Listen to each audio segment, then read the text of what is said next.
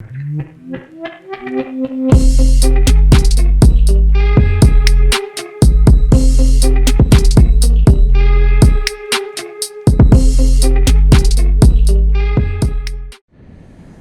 another cubby storage system to go on my shelves in the office.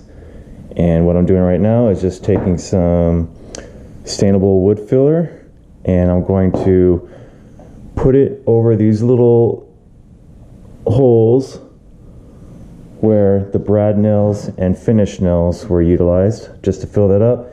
And then I'm going to spread it across the front here, so then when I come back through and sand afterwards, it fills in some of these voids and just gives it a smoother finish.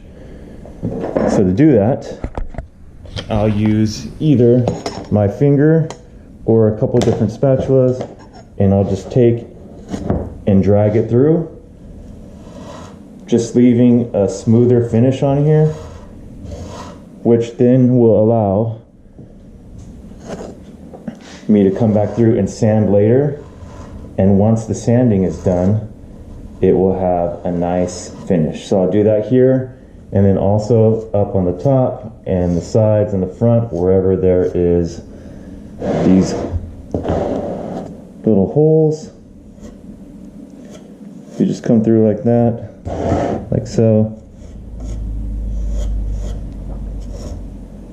This doesn't have to be perfect because you're going to still do your sanding. So you basically just want to make sure that you've applied it generously.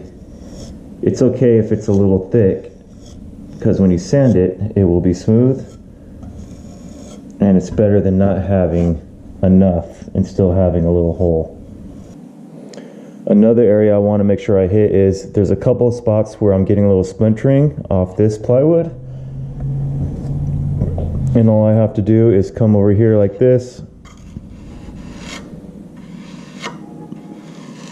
and fill in those voids.